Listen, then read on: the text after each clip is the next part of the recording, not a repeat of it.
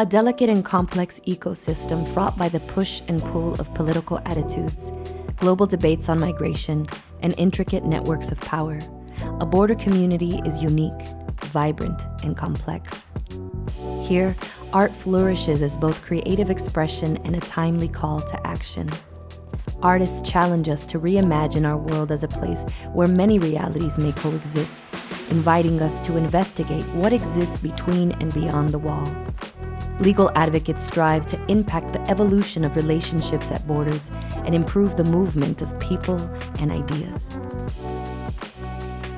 California Lawyers for the Arts presents its 4th annual binational symposium, Intersections, Art and Law at the Border.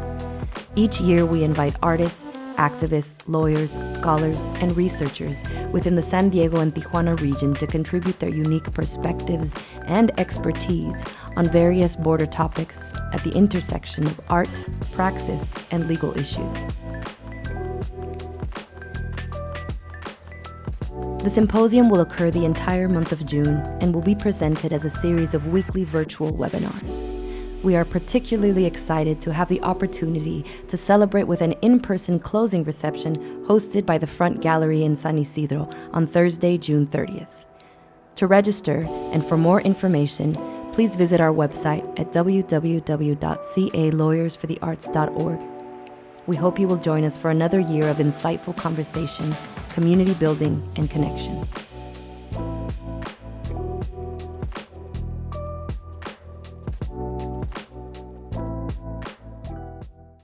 Hello and good evening, everyone. My name is Diana Cervera, and I am the Program Manager for California Lawyers for the Arts San Diego. Myself, along with Vanessa Quintero, who is the co-organizer for this event, along with members of our statewide staff, such as our Executive Director, Alma Robinson, and our Deputy Director, Gloria Oster, are here in the audience with us, and we are happy to welcome you to our 4th annual binational symposium, Intersections, Art and Law at the Border, where each year we invite artists, activists, lawyers, scholars, and researchers to contribute their unique perspectives and expertise on various border topics. With a focus on the issues affecting the geopolitical context of Tijuana and San Diego, the intention of tonight's gathering is ultimately to highlight the work of those responding to border issues precisely at the intersection of art, praxis, and legal issues. Buenas tardes a todos. Mi nombre es Diana Cervera. Soy la gerente de programación con California Lawyers for the Arts San Diego. Estoy aquí con Vanessa Quintero, nuestra coordinadora basada en Los Ángeles, y estamos acompañadas por nuestra directora ejecutiva Alma Robinson y nuestra directora del sur de California, Gloria Ruiz Oster. Les damos la bienvenida al 4º año de nuestro simposio binacional Intersections, Arte y Derecho en la Frontera, donde cada año invitamos artistas, activistas, abogados, académicos e investigadores dentro de la región de San Diego y Tijuana a contribuir sus perspectivas y experiencias únicas acerca de temas fronterizos. I greet you today as a visitor residing on the occupied lands and ancestral territories of the Kumeyaay Nation, past, present, and future. As we begin our conversation today, it is important to note that the Kumeyaay territory, also known as the San Diego-Tijuana region, extends across the current U.S.-Mexico border along the Pacific Ocean, from Oceanside, California to San Vicente, Mexico, and extends to the east from the Salton Sea to the Laguna Salada, including places now called Tijuana, Tecate, Mexicali, and San Diego. As a guest, a visitor, and a person who occupies a place in these lands, I extend my respects and gratitude to the many indigenous peoples who reside here and call these lands their home. As we begin, I'd like to take a quick moment to thank our sponsors for this year's event, which include the San Diego City Commission for Arts and Culture, the San Diego County Community Enhancement Program, and also the Los Angeles Department of Arts and Culture and the County of Los Angeles for the support of this program. For those of you who are unfamiliar with California Lawyers for the Arts, we are a statewide nonprofit organization serving the arts community, providing a number of legal and educational support services. To tell you a bit more about our services and organizational history, I'll play a brief video from our Executive Director, Alma Robinson. Hello, my name is Alma Robinson, and I am the Executive Director of California Lawyers for the Arts. CLA is a statewide nonprofit organization that was founded in 1974 to serve artists and arts organizations of all disciplines with advocacy as well as services that provide support with legal and business issues. With staffed offices in San Francisco, Berkeley, Sacramento, Los Angeles, and San Diego, we provide several core services. First, we provide legal counseling to specialized attorneys who provide assistance with a variety of intellectual property questions, as well as contract reviews and negotiations and other important business issues. Depending on the client's financial status, legal assistance may be available on a pro bono or reduced fee basis. We also provide a specialized program that assists independent inventors and small startups with their patent applications. To help with situations involving disputes, we provide a range of alternative services, including negotiations counseling, mediation, and arbitration that can avoid the expense and hassle of going to court. Finally, we offer a full menu of educational programs that include workshops, symposia, and conferences on various legal topics for artists and arts organizations. Many of these programs are posted on our YouTube channel, and we encourage you to use these tools to educate yourself on the legal issues before you reach out for specialized assistance from our organization. Thank you for joining today's program, and please consider joining CLA on our website at www.calawyersforthearts.org so that we can continue to maintain our full range of services. Thank you. And for those of you who don't follow us on social media, go ahead and take a moment to screenshot this slide. And I'd like to invite Vanessa Quintero up, who will share a bit about this year's centerfold image. Hi, everyone. We would like to take a quick moment to highlight this year's centerfold photo by artist Gustavo Vargas. Vargas took this photograph in 2018 at Playas de Tijuana on the shores of the Pacific. In the photograph, a son jarocho dancer climbs the stage to dance to one of the songs played in the musical style of Veracruz. The dancer is part of the Jaranero community of the border, which hosts a fandango fronterizo event each year. During this sun festival, the sound of jaranas and songs about politics, migration, and struggles are able to cross the wall erected between Tijuana and San Diego border. Thank you, Vanessa. And now, without further ado, we'd like to begin to introduce this evening's panel: Diaspora, Citizenship, Identity, and Memory. Borders, both conceptual and physical, play a role in separating communities across geographies, space, and time. Documentations of the feelings which surround events like separation, migration, and exile serve to name the unique experiences of those who exist outside of the traditional notions of nation-state citizenship. This panel will feature artists and organizations who strive to create intervention, amplify representation, and raise awareness regarding commonly accepted narratives about migration, identity, and citizenship. And Vanessa, if you'd like to come on and introduce our first speaker. Our first panelist is Ann Lee, who has always dealt with identity, culture, family history, and the duality of becoming Vietnamese American in her work. Inspired by the cultural context in her life, she correlates the artificial with remembrances of generational trauma. Sentiment is vital in her works as she questions her personal experiences to construct imposing art. She excavates her lineage by revisiting her family's experiences, by using personal and found images to reconstruct slippages in time and history. As layers of images are stacked upon one another, Lee travels through time, commenting on the idea of home, displacement, separation, and how we embrace and conquer loss. Tragic and poetic composites are pieced together to unravel narratives, which places her Vietnamese American perspective into a contemporary landscape. Ann Lee was born in San Diego, California, and currently lives and works in Los Angeles. Welcome, Ann Lee. You can turn on your camera and feel free to share a bit more about your work and research. Hi, all. Welcome. I'm currently in Turkey now, so it's like 4:20 in the morning. So bear with me. It feels like, I don't have too much energy, but welcome. So Vanessa has read my intro and my bio, and I just wanted to get right into the work. Born and raised in San Diego, but currently living in Los Angeles, but will be out here in Turkey on holiday and artist residence for 3 months. But I wanted to start off with this slide here. And this screen is from the New Wave documentary, which is like Vietnamese-led Instagram handle. It reads April 30th, 1975. is a day close to the Vietnamese community, marking a pivotal point within the history of Vietnam and the diaspora. Its impact continues to ripple through intergenerational memory and the shaping of Vietnamese identity even after 46 years.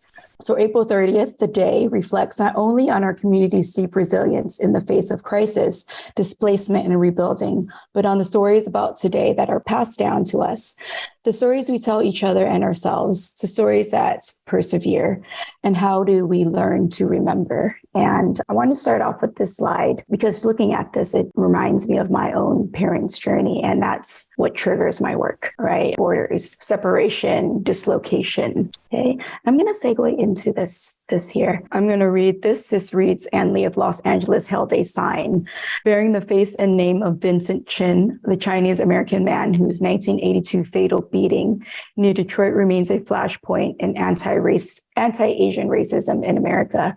His killers, 2 white men, served no jail time and were fined $3,000. And you can see the date down below, March 27th of 2021. And this collage that was created that I appropriated was triggered from the shootings in Atlanta. It was the spa shootings. And I created this collage piece and I took the sign out to a Asian American Stop Hate March in West Hollywood here in Los Angeles.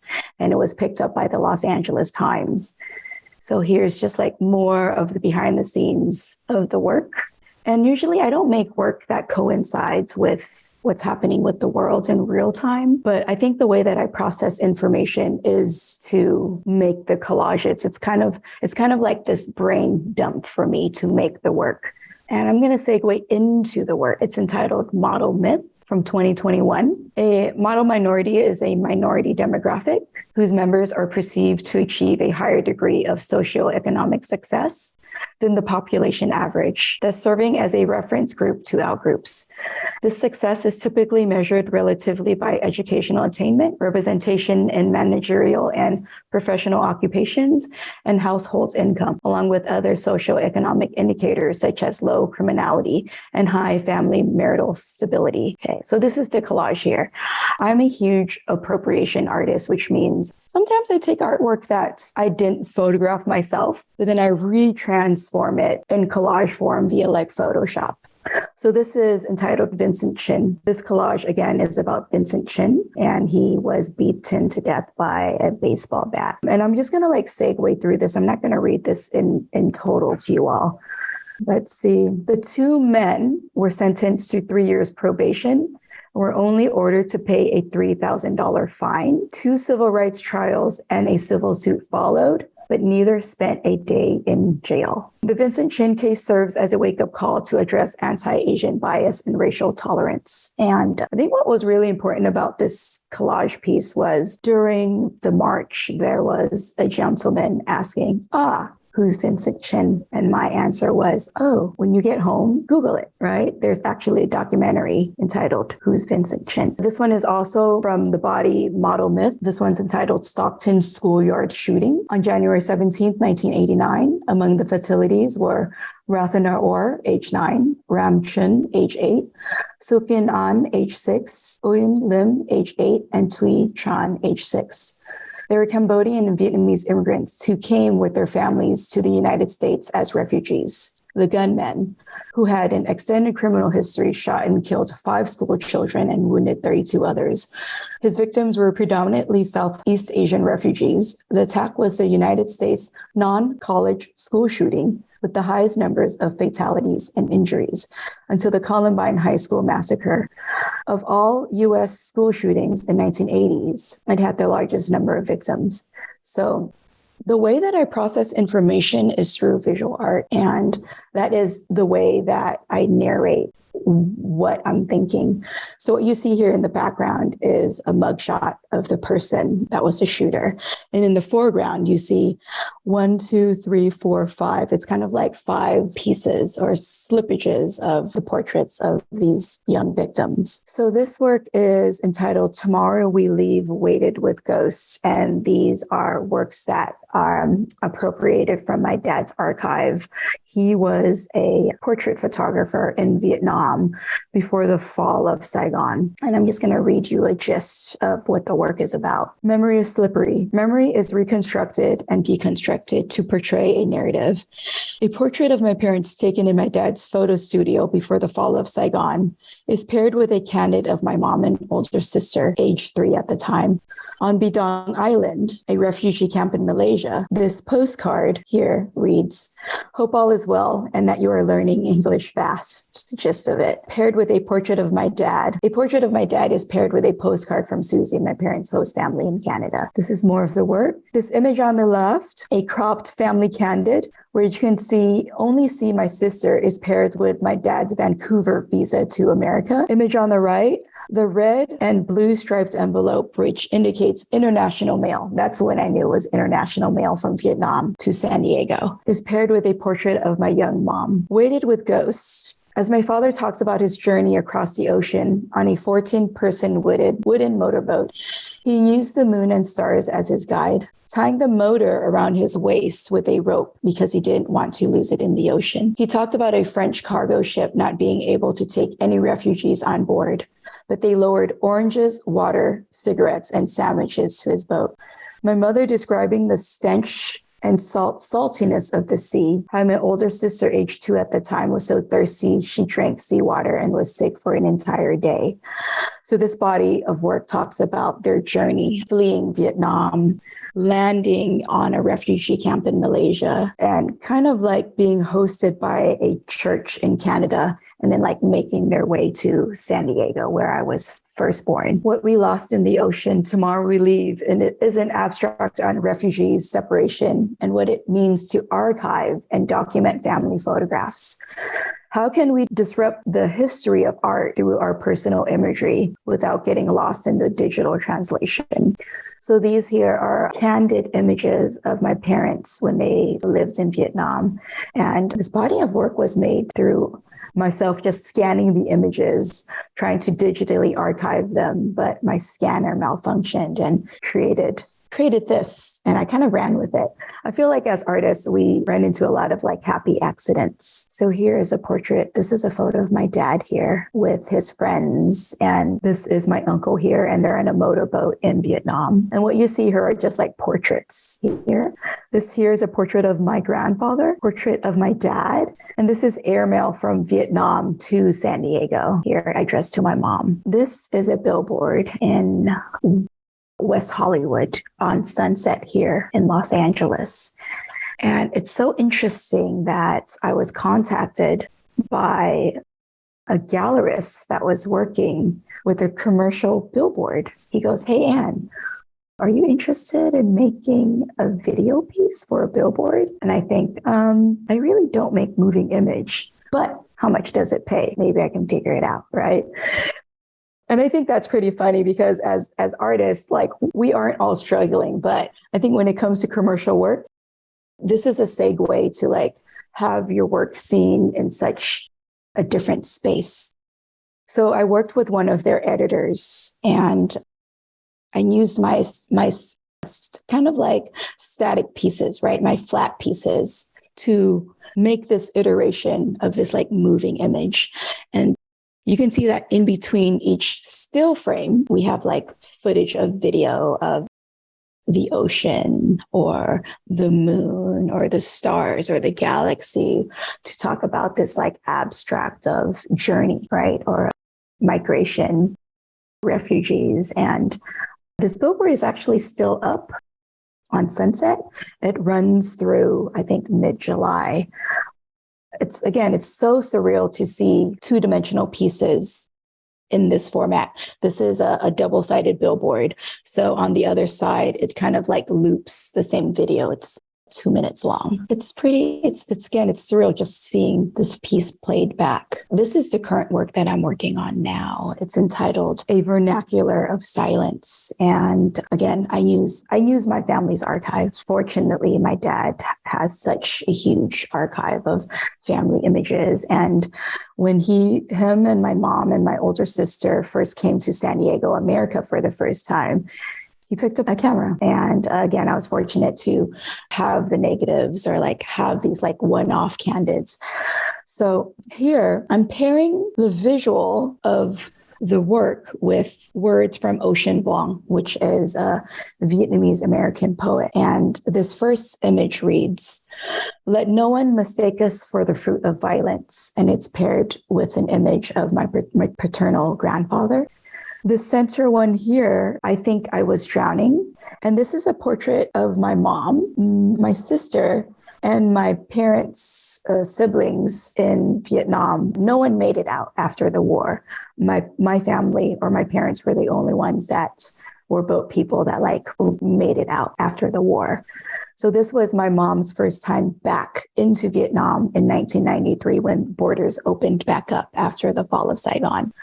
That's when tourism started. This last image is a portrait of my aunt in a karaoke studio in Vietnam. What were we before we were we? This is an image of my grandmother and my grandfather from my mom's side. But I can't tell you why the dead outnumber the living. This one down below on the postcard, there was a war. We came from its epicenter.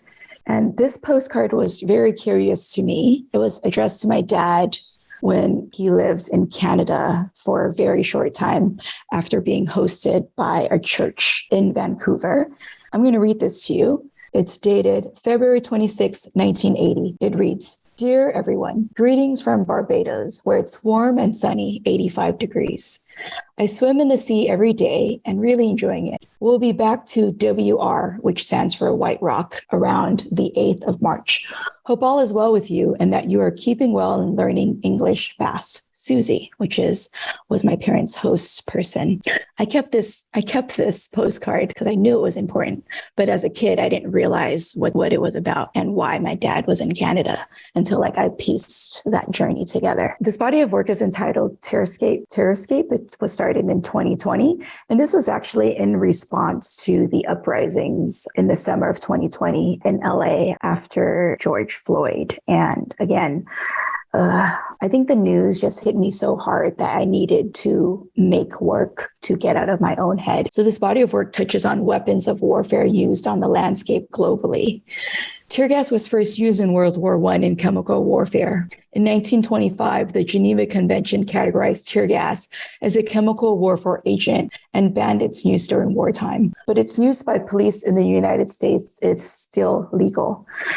And again, this body of work came from a video that I saw in downtown LA where the police wanted to break up protesters. They were saying, "Hey, you need to disperse now or else." Then all of a sudden there was tear gas. The people on the street, they couldn't run anywhere and they're kind of blocked against this fence. So it was tear gas. It was police tear gas fence. So they couldn't leave anyways. I was just so upset. I was so upset that I turned it to the work. And then I thought, what was it like during the time for civilians, just like normal families in Vietnam during the Vietnam War? What was that gas like? What was that gas like floating into these villages? So I kind of reimagined that landscape. So here in the background are images of tropical foliage that I photographed in a botanical garden here in Los Angeles. And in the foreground are appropriated images of tear gas here in the United States. And some of the tear gas had people in them, some had police officers in them, and I kind of just photoshopped them out to create this mystery of just this smoke cloud. So it's a two-layered image. Today, tear gas is the most commonly used form of what's known in law enforcement jargon as less lethal force. Journalists file news stories of tear gas deployment so regularly that pictures of smoke-filled streets have come to feel like stock photography, a theatrical backdrop to protest. I'm going to introduce the archive and influence because I think it's really important to talk about how ideas trigger and how they start. Influence, the family archive from San Diego to Vietnam, from San Diego and Vietnam. Top image. My mom used to make and sell vegetarian banh mis, which are Vietnamese sandwiches, to the local Asian theater in City Heights. And I'm from City Heights in San Diego, aka East Side, for $1.50 per loaf. The owner would take 50 cents and my mom would keep the rest. I used to be embarrassed when my mom made banh mi's for our beach trips, but realized that was all she knew.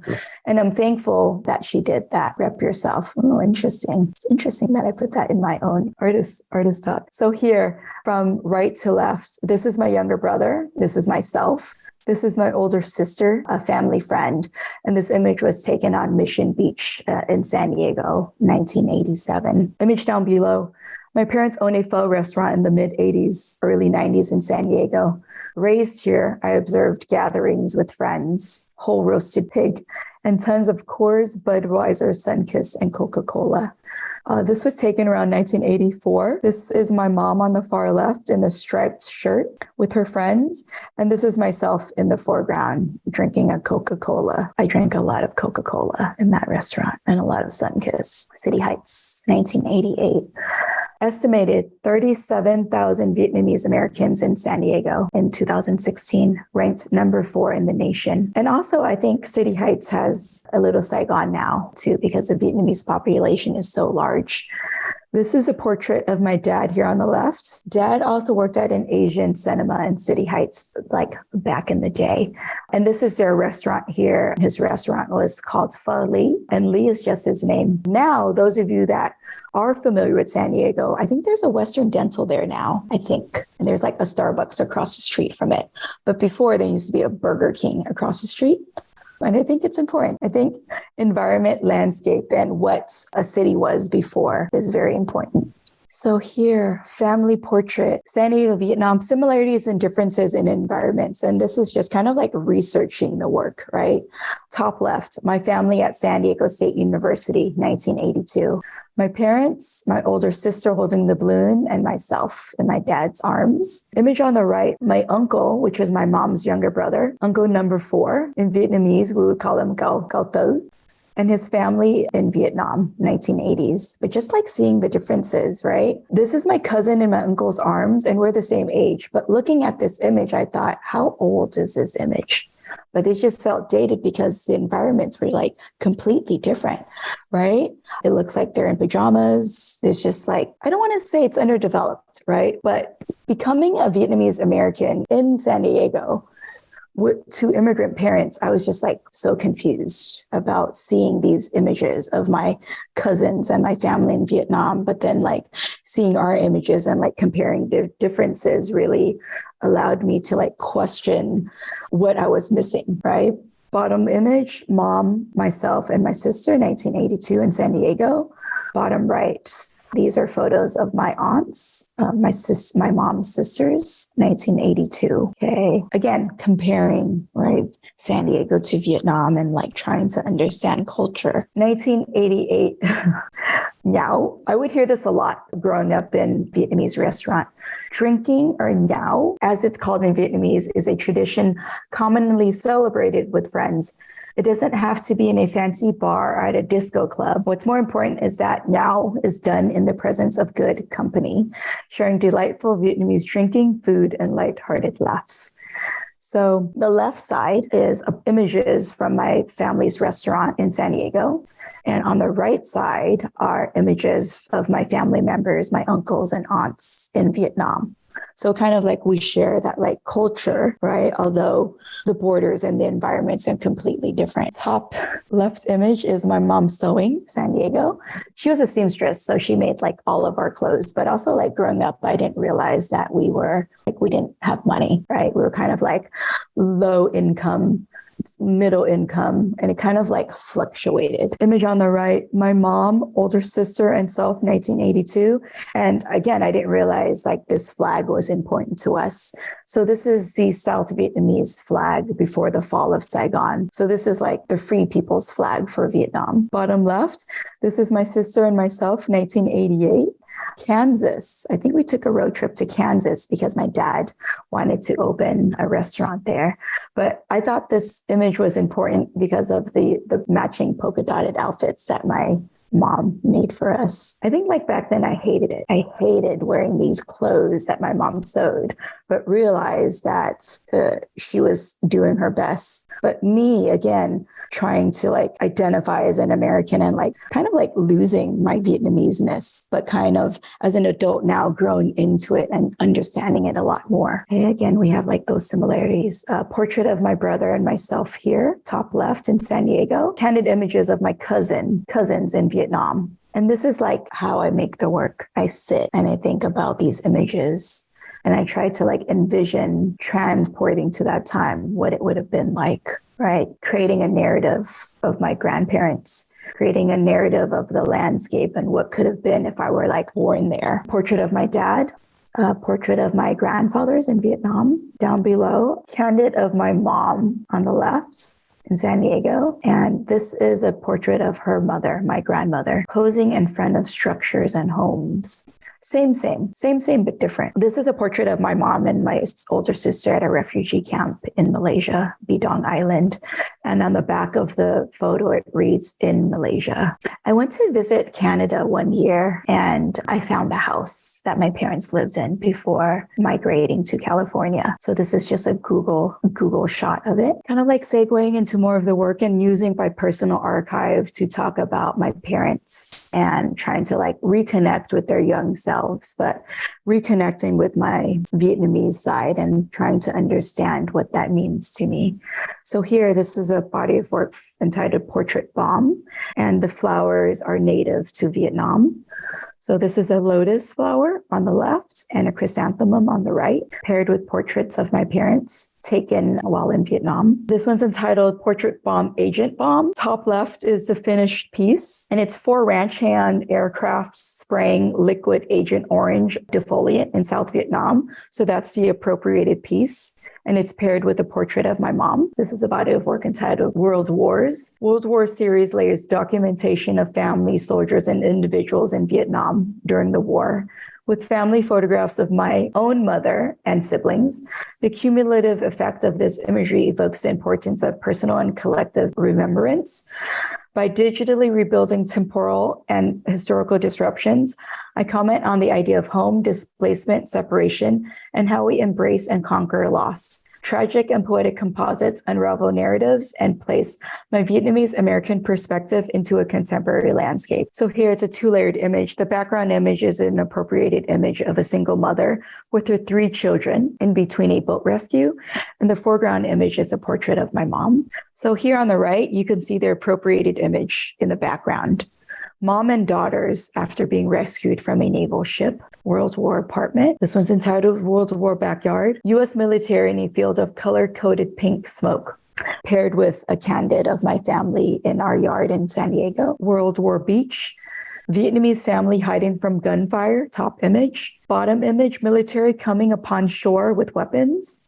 Foreground image of my family at the beach, Mission Beach. We went to the beach a lot. Mission Beach was my favorite. It was easy to get to. Parking was easy. This is a body of work entitled Home Faux Family Album. Memory is a retelling of what we think we remember. It's a collaboration of events and collective moments that have occurred in the mind.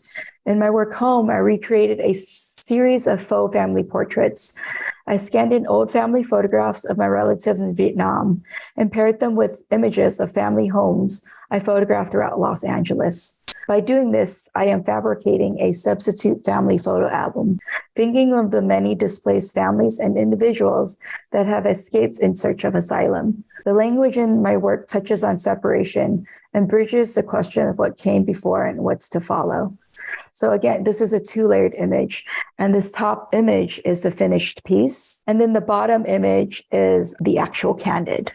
So you can see like this kind of like superimposed family album, kind of like looking for that missing piece, which is my entire Vietnamese family. So I'm like bridging my Los Angeles environment with my Vietnamese roots. Research and influence, films and books and artists. So these are the artists that I follow, just some. Current films, Minari, In the Mood for Love, Everything Everywhere All at Once. But this is kind of like, these are like the books that I'm reading now that give me influence to make the work. And this is it. And this is a portrait of myself and my mother, 1982, 2020. Okay. All right. That was my presentation. Thank you so much, Anne, for presenting and sharing your work with us on how you use your family archives to explore the themes of identity and culture. Now I'm going to go ahead and move on to our next panelist, Daniela Lieja Quintanar, who is a Los Angeles-based curator, researcher, and writer since 2016. She has been the chief curator and director of programming for Los Angeles Contemporary Exhibitions, also known as LACE. In 2018, she received the Andy Warhol Foundation Curatorial Research Grant for research on the project Intergalactics contra el Aislamiento, Against Isolation.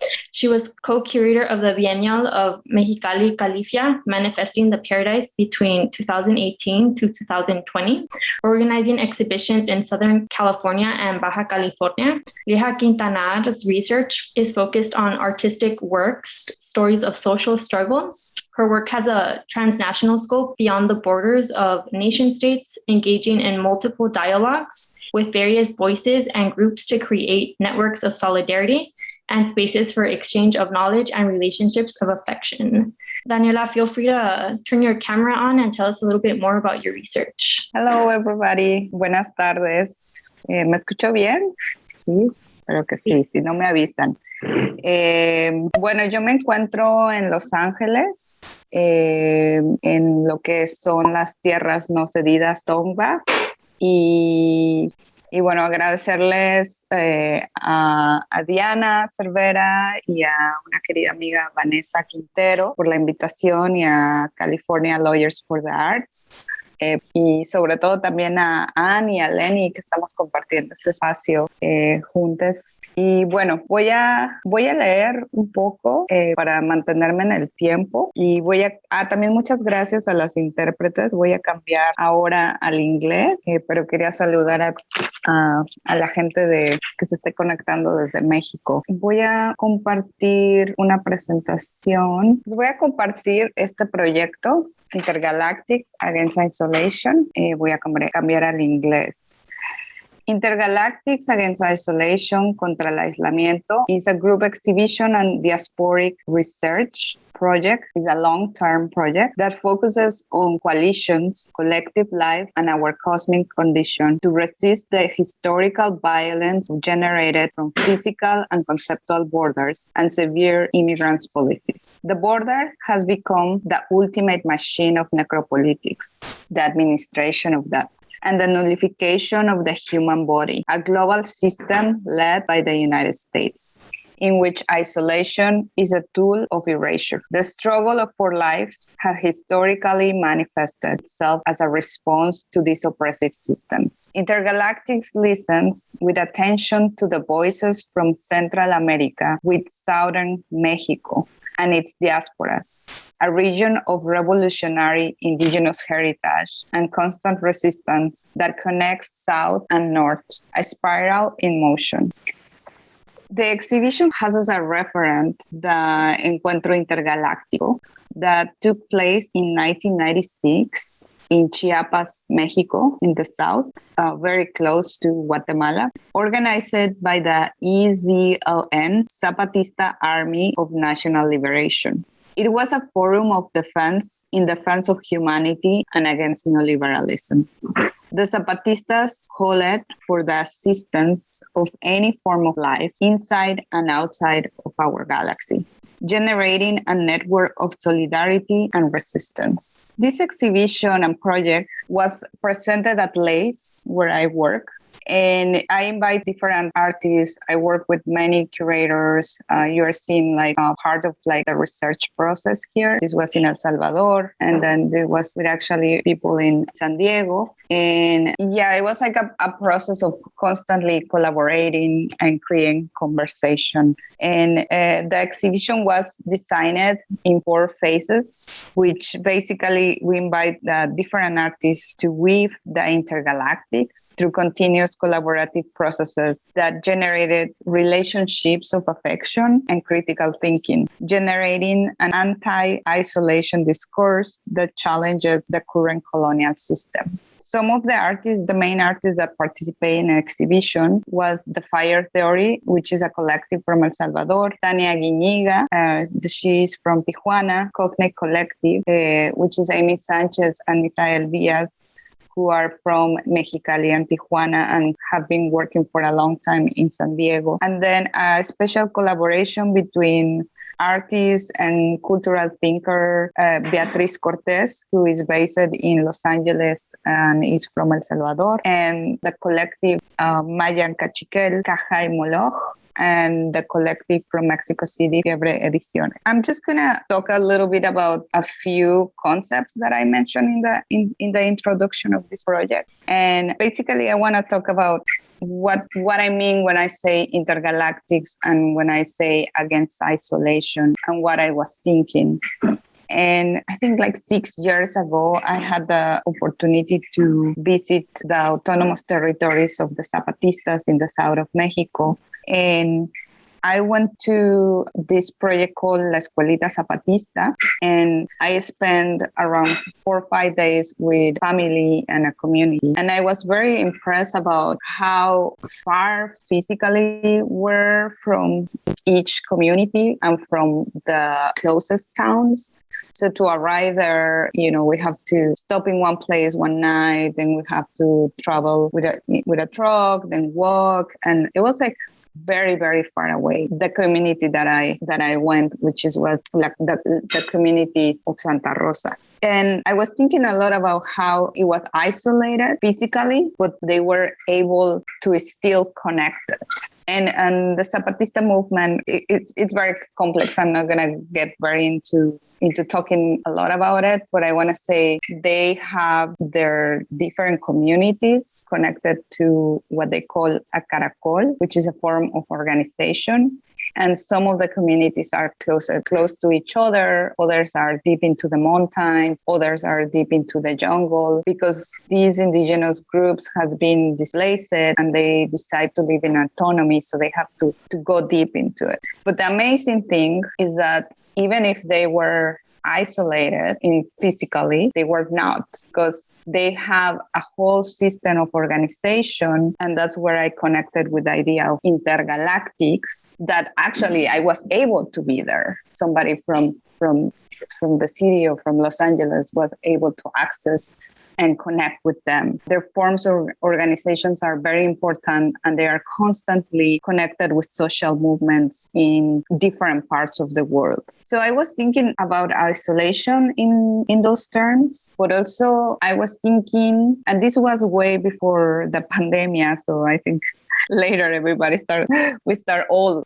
living the experience of isolation. I was also thinking in the social movement of the immigrants organizing and deciding to leave violence and deciding to struggle but fight for life. And they, from Central America, they moved in big groups to the United States. So I was thinking also in that intergalactics, in those networks of solidarity and how they get organized, come all the way here. And when they arrive here, they not only get stopped by the wall or by the immigrant policies, but also what the United States does. And they use a strategy of isolation. And I think Anne mentioned dislocation, and they fragment. They are like always trying to fragment us. So I was thinking in the children that has been isolated from their families, that are isolated in cages, and the migrants that are right now in detention centers. So that's why I was thinking a lot in intergalactics and against isolation. And two more things about what I was thinking, and also having a lot of conversations with different artists, was isolation in terms of memory and our stories, and how there's a constant erasure of our histories, and there's a constant disconnection with our memories. So that's why it's so important, the work that Anne, for example, is doing. And the other thing is like how we are isolated from all these forms of lives. Like we don't know where our tomato was grown. we don't know where things are coming from, because the capitalist and neoliberalist system is constantly using the tool of isolation to even like make us forget about we are part of a world. So I also mentioned the idea of cosmic condition because, and it's something that is very connected with indigenous groups, and this idea of like being conscious that you are part of a big collective. And it's not only a big collective of humans, but it's a big collective of different living forms around us in the planet, in the universe, and the stars. So that's where all this thinking and all this creation became. And this is just like a photo of Encuentro in Chiapas. That's where is my deep inspiration. And right now I'm only gonna talk about two projects. This project that you are seeing here is called And Will Be Again. And it's by Cognate Collective, and they create this amazing installation based on a fragment of a Chicana writer, Gloria Anzaldúa, from her famous book Borderlands, La Frontera. This is Amy and Misael. And this is Lace. We were in installation, and they actually like to work a lot with radio, which I think is a super important tool for communications, because when you want to do the intergalactics and when you want to do networks of solidarity, you need to be in constant communication. And the radio, for example, in Mexico with the indigenous community has become an amazing tool of communication, and it's autonomous, and it's like, it's important. So they took this small fragment of Gloria Anzaldúa's book, and I'm going to read it. This land was Mexican once, was Indian always, and is and will be again. And they use this fragment to really delve into the possibilities of a decolonial project that reclaims stolen land divided by borders. And also they want to raise the question, they use this as a point of departure to raise the question of what does mean really the colonial project of like returning back a land, and what it would mean for immigrants like us living as guests in a land.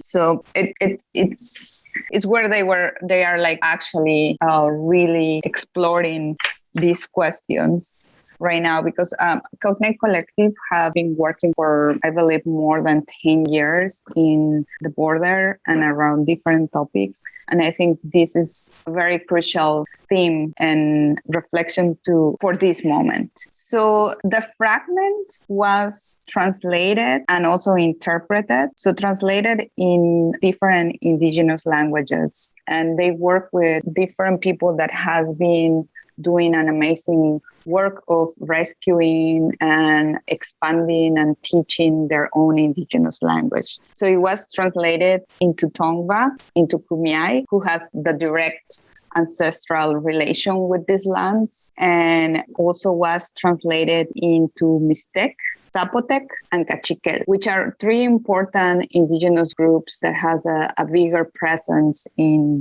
Los Angeles and in California. And they translated, and they also asked them to record themselves, which is so important, the oral tradition also, like that most of these indigenous languages doesn't really exist the written language. They just use the alphabet to preserve it. So they put this in LED signs.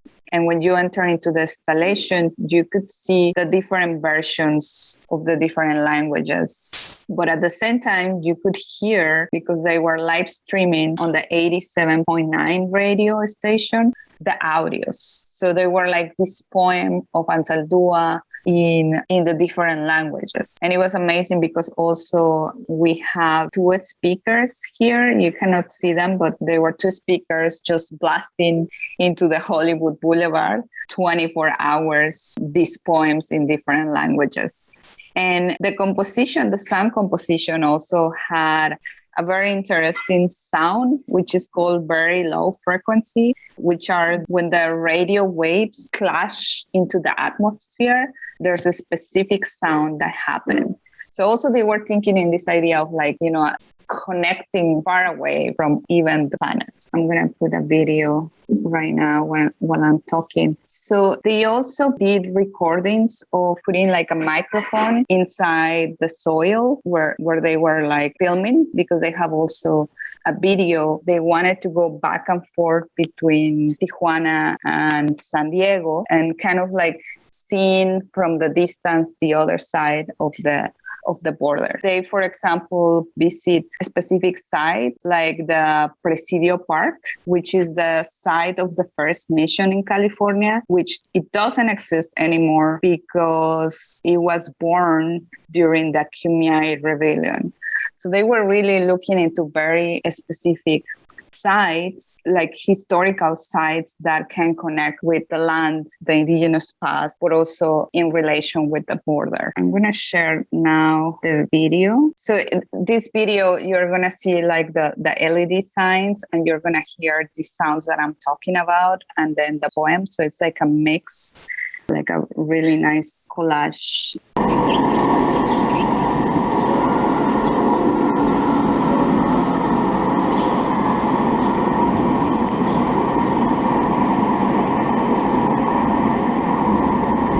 Yapum nya shin tuwa matriku wit tipei witro yapum akwe witya pai.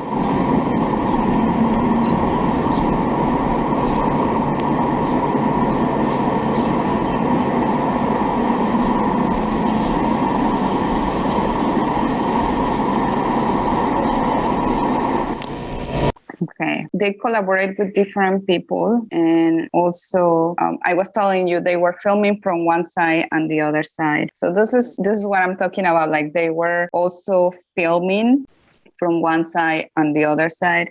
And if you see in the middle, you can see the border there.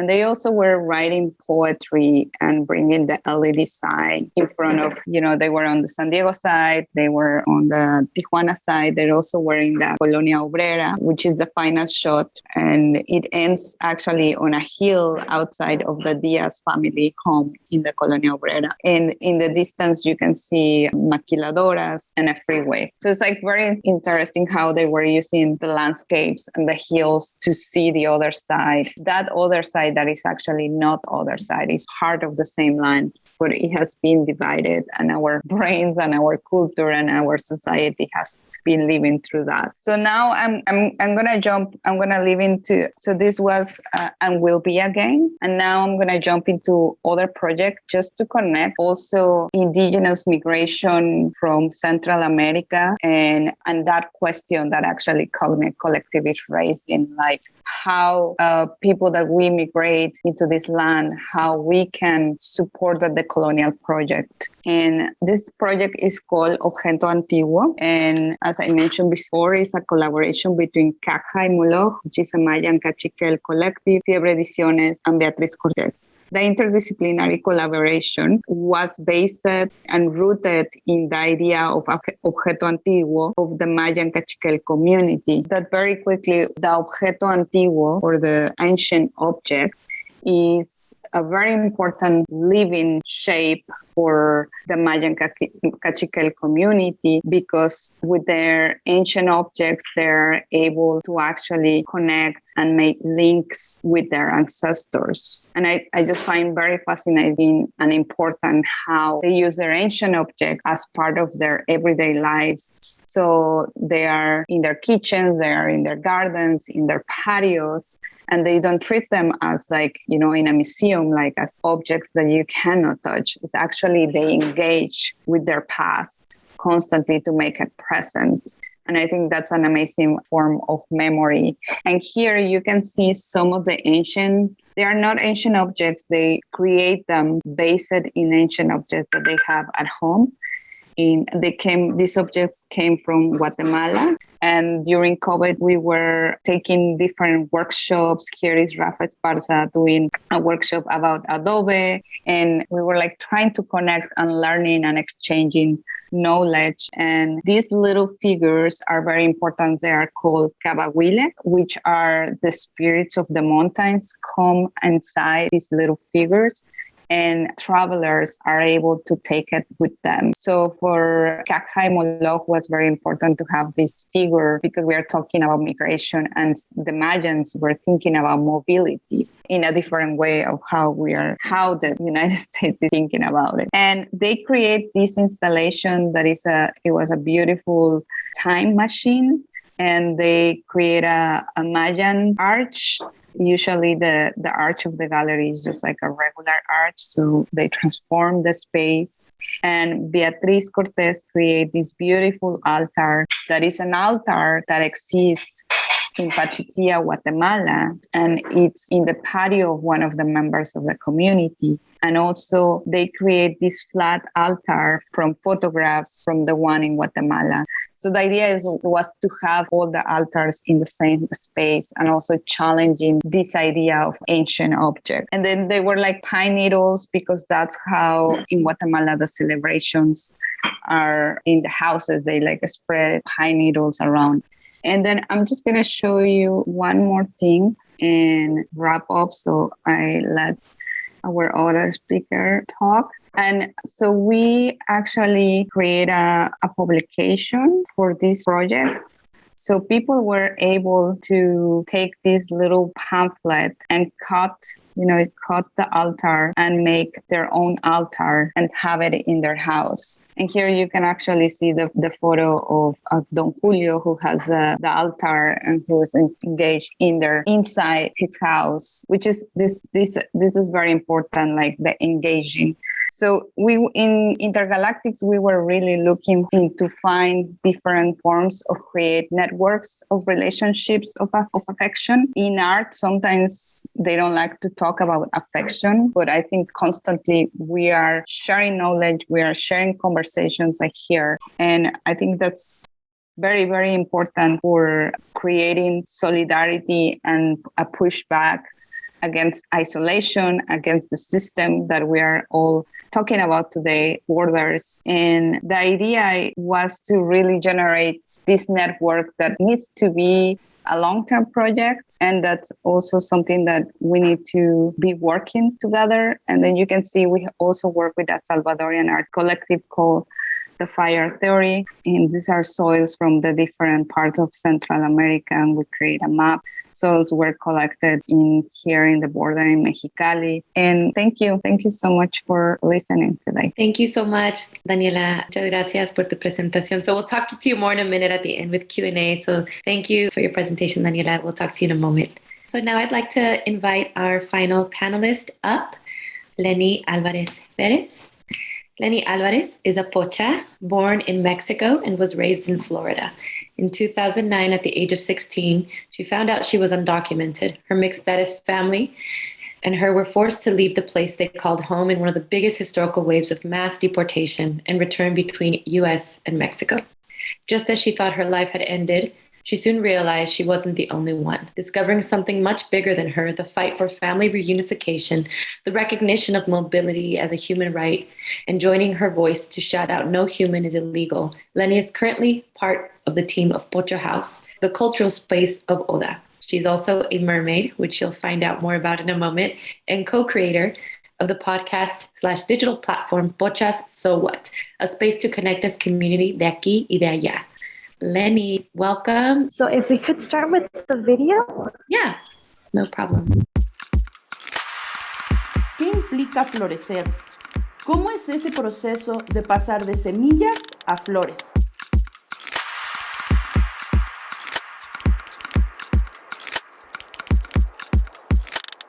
Florecer, al principio yo pensaba que era esperanza, comunidad, solidaridad y amor. Pensé que era conocer a otras personas y hacer clic por nuestras experiencias en the States. Pensé que florecer significaba que cambiaríamos las cosas, que lucharíamos entre muchos por ese mundo deseado. Y qué lejos estaba de florecer. Florecer después se convirtió en fuerza, en ganas de luchar, en compromiso.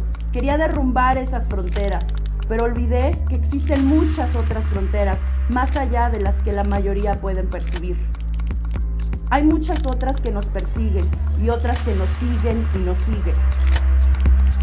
Florecer Luego me di cuenta que es mucho más doloroso de lo que la palabra en sí puede encerrar. Florecer es soledad, es coraje, cansancio, miedo, fracaso, es tristeza, llorar, desvelo, caer, es impotencia, es sentir que el mundo es demasiado para soportar. Florecer es ver realidades que muchas otras personas prefieren ignorar, es enfrentar las indiferencias, es vivir con los gritos internos de no haber hecho más. Me di cuenta que florecer es cambiar, que el dolor y la injusticia juntas pueden ser capaces de transformar, que la rabia es capaz de ahogar el espíritu de lucha y secar el alma de quienes estamos ahí. Florecer es que poco a poco las lágrimas se vuelvan ácidas de tanta impotencia y de tanta deshumanidad. Florecer es ver a un padre lejos de su hijo, a una madre aguantar tanto dolor, es un amigo luchar contra un cáncer, es ver a alguien lejos de su bro, lejos de su madre, lejos de su ser querido desaparecido, es ver a un hermano en una cama y no poder estar ahí, es ver a alguien vagando por las calles, es ver a alguien luchar contra sus adicciones, es ver a alguien divorciarse a causa de las fronteras, es ver niños y niñas en jaulas, es no poder ver a tu bebé nacer, es no poder estar con tu familia en tiempos de alegría y de dolor. Florecer es olvido. Florecer es volverse loca de tanto aguantar. Es tiempo jamás recuperado. Florecer es que niega nuestro derecho a ser libres aquí y allá. Florecer es morir por negligencia. Es luchar porque el corazón siga latiendo. Es luchar por cruzar una frontera y venir por los restos de tu padre. Es tragarse el dolor mientras está cara a cara ante la injusticia. Florecer es nunca volver a ser la misma persona. Florecer es caminar a lo largo del mar buscando esas semillas que el mundo necesita para florecer.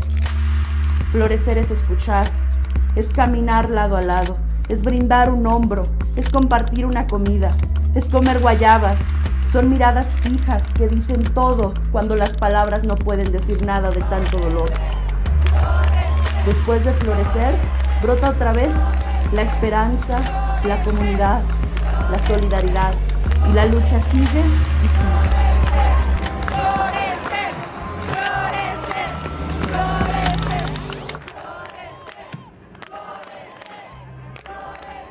Thank you, Diana. Once again, excuse the surrounding noise. I hope you all can hear me good. My name is Jenny Alvarez, and it's an honor to be sharing the space with every single one of y'all tonight.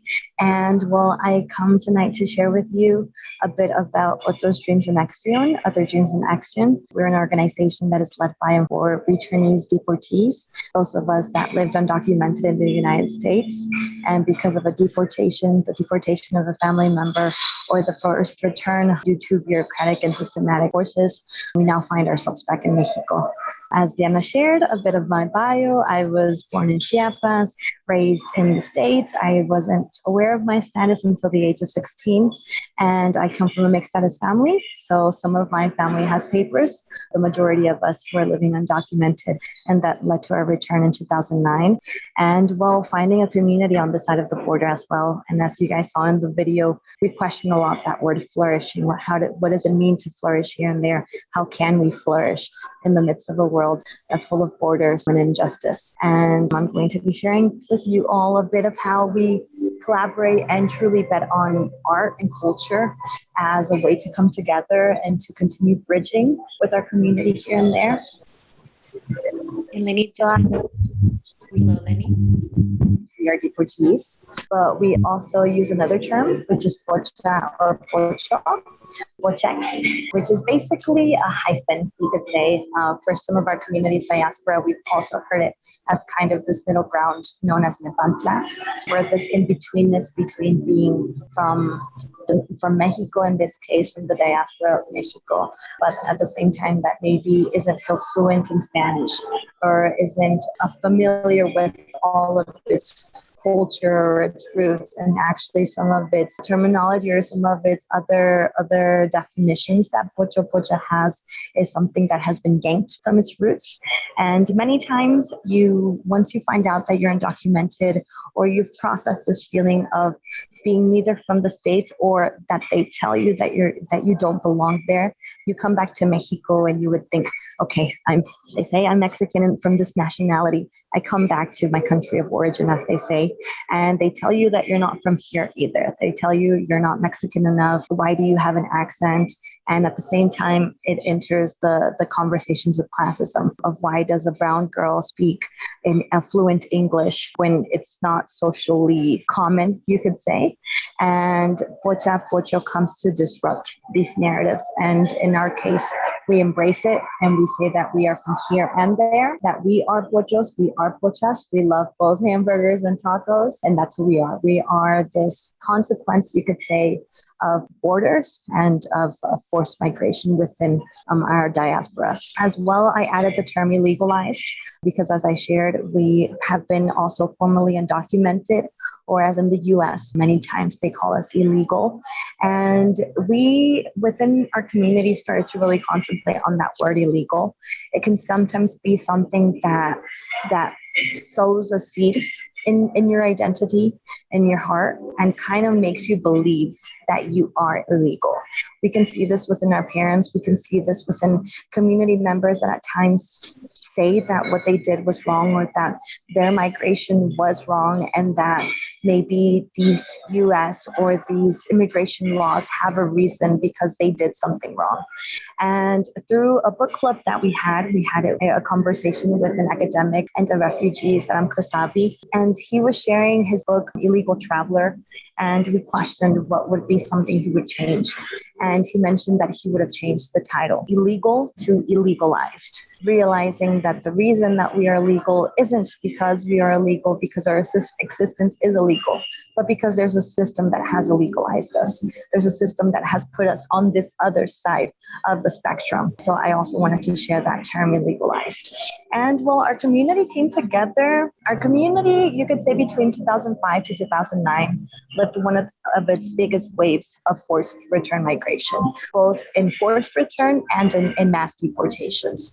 All of this has been a creation of a deportation machine. Back in the days, we had more of a circular migration between Mexico and the US, between, in majority, men workers that would go to the US and then come back to their country. But with militarization, with stricter border laws, and with the creation of walls, it actually created something that was counterproductive to their system, which is basically now, since men weren't able to go back and forth, they were now bringing their families. And now we couldn't go back. So now we were staying and we were being born there, we were living there, and generations have now been there. Not so long ago, a couple of days ago, or just yesterday, I think it was the recognition, not celebration, the recognition of 10 years of DACA. And well, this is this generation that has flourished, you could say, due to these militarization laws on the borders. And well, I am part of the team of Pocha House. I am one half alongside with my compa Baruch, who is also another community member. We have a physical space in Mexico City called Pocha House. It is the home of Los Pochos, Las Pochas.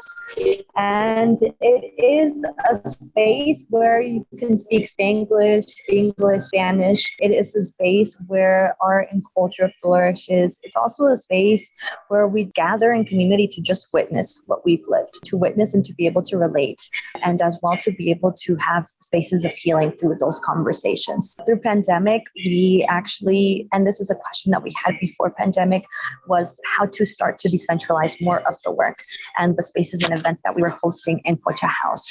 Mexico City is one of the spaces in Mexico that has one of the biggest communities of returnees and deportees. This is ironically enough due to call centers. That is a big workforce that has now started to come out a lot in a lot of Latin American countries. It has some correlation there with this workforce that is being pushed out, deported from the US, but is now being paid in Latin American Mexican wages, but still serving and working for American-based countries. Also, many times our community members arrive to the towns that their parents left, and they aren't able to maybe find jobs or get accustomed or these relationships that we weren't able to grow with our family is basically coming to the house of a stranger. You don't feel comfortable and you try to seek something that allows you to feel a bit more comfortable. And many times we end up in Mexico City, as was my case as well. It was the place where I felt most comfortable to speak English, Spanglish, to explore my own identity, as many of our community members. But we know that we're everywhere. We are in around the whole country. And as well, we have also through caravans that have come from Central America, and as well through some people reaching out, we've also have had conversation with community members from Central America that have been deported. And we're able to relate because we were these children, this youth that was raised in the US. But due to pandemic, we also started to have what is Pocha House Virtual, virtual Pocha House. And this actually allowed us to really start to translocally host spaces where now we were able to connect with returnees, deportees throughout the whole country, but also with the diaspora in the US, undocumented, mixed status family, allies around different territories now. We also have something called Pocha House Pop-Ups that is going to be something that's going to be happening this year, where we host spaces. The first pop-up is actually going to be in TJ, and we're going to be collaborating with an organization, Al Otro Lado, hosting a space with deportees that are based in TJ, and we're going to be doing a mural and different stuff as well, talking about how to start flourishing in community there as well, because many times the immediate needs of the community when you come back is paperwork, maybe even trying to think about crossing again. But then there's this space of how do we start to collectively come together and organize as well. And in the next slide, I'm going to be sharing with you all a bit about niñeces aquí y allá, so kids. We are an intersectionalized community. We are women, we are indigenous people, we are kids, youth that came back. In my case, I came back at 16, my brothers when they were 9 and 8, and we're so diverse. And that's something we really want to reflect within our conversations and artwork and spaces that we host as well, because if there is maybe certain narratives such as mobility that unite us, it also requires for us to be able to understand all of those intersectionalities and identities that cross us, to be able to keep on forming spaces that embrace us all. And in this case, the majority of us are women, but the majority of the community that we attend to are men. And in those cases, we have a lot of children that pass by, you could say, through acompañamiento, which is our Office of Accompaniment, which supports in obtaining Mexican citizenship for kids, binational kids, revalidating school documents, et cetera, et cetera. But we've come to realize that within our organization, the majority of the times when these kids pass, we don't hear their voices. It's usually the voices of parents that we hear. And reflecting from our experiences of being youth and kids that arrived, and 12, 20 years later, now we're adults and we're still speaking about it because we had the space to be able to reflect of the trauma that we had lived, the disruption of our identities, of feeling from neither here nor there, and what has happened and who we are now today. We want to keep on intentionally opening up spaces for children and youth in our community.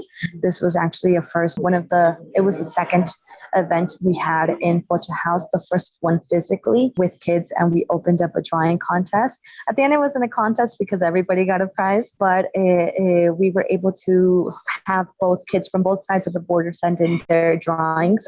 And I wanted to show you all this one titled Pokemon Opens Up the Border. And there's a little ice cream parlor there, and it says yes to ice cream, no to ice. The questions that we kind of threw out to trigger their creativity was, what is migration? Where is their happy place? If they know somebody that lives somewhere else. So those are some of the things that happened in that space. And then in the next one, I want to discuss with you all a bit of how culture and resistance combine in our space. So there are different events that we host within Pocha House, but at the same time, I want to share how this hybrid culture, you could say, formed by multi-cultures that when we go to the US, it depends where you live as well. And we've shared this. If you maybe live more like in the California section and stuff, maybe talking about migration or being undocumented can be something that you hear more around you. For many of us that come from southern states like Florida, Georgia, North, South Carolina, we actually come to realize that it was something very, very hush-hush.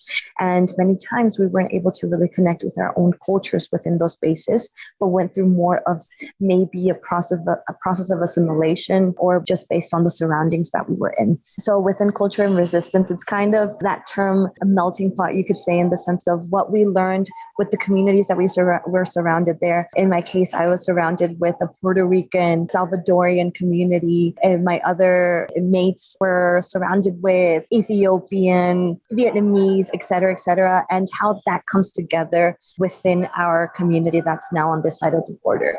So we have something called duelo en resistencia, and this flourished within the pandemic as a reflection of how the world was living for the first time, you could say, within my living, for the first time, the sense of closed borders, but for everybody, for a sensation where you couldn't spend Christmas, or you couldn't spend a birthday, or you couldn't go to a funeral or to say your goodbyes to a family member that was maybe on their deathbed.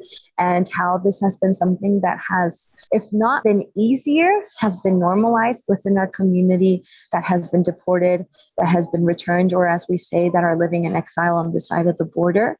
And we took a moment to realize how we have been living this pain, how we have living and have been doing family and relationships across border for so long that until it happened, you could say, to the majority of the world, we had, as I shared a sense of kind of normalizing it. And in Duelo en Resistencia, we decided to, that pain, the loss that we were living across borders at that time, come together and always in a resistance, always in using our voice, our experiences, our pain, our sadness as a way to advocate, as a way to also claim resting in power of those that are no longer with us. And then there we did actually a walk through the city where we went through different institutions and we raised a voice for the cutting of, or the not allowing the motherhood or the practice of motherhood for women separated from their kids, from parents separated from their kids, as well for those fellow migrants that were not able to reach, you could say, their north and were lost in the desert. So that was a space that we had there. We also have Decolonizing Saberes, which is a space where we come together as community members to really start to question what has been said about us, to question, what does citizenship mean? What does border mean? How is it created? As well, what do we have to do with the environmental fight? What are the conversations around territory, around water, around feminism? At one point, actually, we were questioned if we were a feminist organization by some of our community members that were men. And we had to really uplift and say, we are both returned, but we are returned women, and living in a country where there are 11 feminicides a day, we cannot ignore that existence, and we cannot ignore that being part of our process of deportation and return. On your other side, you have a pick of Shay. We actually celebrate a version of Thanksgiving, and I say a version because we understand the historic connotation that Thanksgiving has within our communities and within the genocide that it happened. But we also, as a community that lived undocumented over there, reflect that many times it was the only time our parents could actually have a free day. So we celebrate it here on this side of the border as Acción en Resistencia, Action in Resistance. We do everything from the turkey to the corn casserole to cornbread and everything in between. We try to find and work with the ingredients that we can. Some people, even if they can have a family member send some ingredient to be able to do it, we also do that. And then the Borderless Kitchen as well. Once again, it's how we talk a lot through food. And I think that's something very distinctive within our culture. And in Borderless Kitchen, we share spaces of sharing a recipe and being able to talk about something that can be maybe kind of heavy, but how that space of the kitchen opens up in a more fluid conversation. In this case, you have Mari here, and she shared a recipe of pambazos with us, which is something that she loved to do with her kids. She is a deported mom, and 4 of her children are in Colorado, and she was sharing that recipe with us. And in the next slide, I share with you all a bit of how art and activism has been something that we've been really working through in our space. Art is something that has kind of organically flourished within our community. It's been a medium where it has allowed a lot of healing within our community. And many of us maybe don't call ourselves artists, but because we started doing art, you could say, before we even realized, be it that we were writing poems, that we were writing slams in a detention center, to when we came back, we were drawing, we were expressing through words what we were feeling, the lack of identity, the once again feeling in the shadow of coming back to Mexico. But within coming into the space of Oda and within coming into the space of Pocha House, we also started to realize and to reflect how all of this are these words that were flourishing from us in these experiences were at the end of the day outlets to be able to also raise a voice once again in this way, in the form of activism, that maybe we have different ways to be able to express the consequences of a broken immigration system, and through activism be able to one day and hope for the reunification of families and mobility for all. And through one of these spaces, we have the space of Florecer aquí y allá, Flourish Here and There, which is the video that you saw in the beginning. That was the first action we had of Flourish Here and There, and that was in 2019. It was in the Zócalo of Mexico City, and it was, for the first time, you could say, the returned and deported community taking such a public space in such a big way that you could not see us and say, we are here. To say to government, to society, the returned and deported community is here, but also that word flourish for us is saying, if we flourish, everybody flourish, or what we were asking for to be able to flourish, the thought process that we've had behind what is needed to flourish, mobility for all, once again, open borders, dismantling racist systems, et cetera, it has been a space where we come together and basically talk as community to be able to question the narratives that we said. Within these spaces, we've come together and have redefined narratives that they've told about us, about who we are, who is a migrant, who is a returnee, who is a deportee. And a zine actually flourished from the space, and we're going to be having another action. So artivism and advocacy. So we've passed really through the space of understanding as a community as well what is artivism and the power that cultural power and artivism have, and to being a vehicle to be able to raise our voices together with it and advocate for mobility for all in concrete ways. So Sin Papeles again is basically, this was a artivist action that we did, where, as you can see, some artwork that we took to different spaces. We did a walk along throughout the whole city to institutions where their bureaucracy basically makes us undocumented once again in Mexico. So you have the office of the INE, which is an identity document, which is supposed to be something that you can vote with, but has become in Mexico a one identity paper that basically allows you entrance to a building, to being able to get a job, to being able to rent a space. Many times we come back undocumented, and if it's a time when there is an election for basically 6 months, there's for 6 months, people cannot get this identity. So imagine being a deportee or returnee that's just coming back for 4 to 6 months at least, you are undocumented once again in the country. And there you can see a bit of the artwork that we carried along in the city. And then the next action that we did is integration, retorno digno. So dignified return, we really start to question this concept of integration. We do not advocate for it. Once again, as I mentioned, how can we integrate into a country, a feminicide country? How can we integrate to a country that still doesn't assure a citizen society a dignified life? So in there, we actually do 10 recommendations to local government, the government of Mexico City, to be able to receive our community in a dignified return. But as well, we advocate for being able to uplift the minimum wage gradually from 141.70 pesos to 1,054.20 pesos. And this is a study that we've done of how much money does it really require for a person to live dignified in Mexico City. So as I mentioned, when we share and we speak up about integrate or about flourishing, we mean it all as a collective flourishing. Lucha por apapachos, or fight Fight for Hugs is a campaign that we do. It is a fundraising campaign where we use the donations to be able to pay for lawyers, be able to pay for airplane tickets for families to be reunified, and possibly to be able to have some family members go back to the US. Once again, art is very, very present in the work that we do. And you can see there we actually had our first gallery. After the first gallery we had, which is all pictures of us being raised in the US. And I think that is all my time. Thank you so much, Lenny. Sorry to cut you off a little bit, but I wanted to take a moment to invite all the panelists back up as we close out. And I know it's like the sun just rose during this 2 hour. Thank you so much. So I'll keep it super brief. So thank you, each of you, for your presentations. I think collectively, the works that you shared hit like spot on like the themes of tonight's panel. There's so much I want to say to each of you, so I'll probably have to just email you separately. But if we could maybe just go around and have like a, just like 2 to 3 minute, like each of you can briefly share and just wrap up. I wanted to kind of, maybe I saw a thread with a concept that Daniela said about like effective relationships, because I saw that in each of your work and the power of that. So I think something that I've been asking in the panels is something that's been, you could each share maybe something that's been most gratifying in your work. And I know like these images that you're sharing are so striking and powerful. And I'm sure for many communities, but especially the Vietnamese American communities, can resonate. And sort of thinking about this concept of effective community building and relationship building, I would love to hear just any like gems or just moments of like beauty that you've experienced within sharing this work.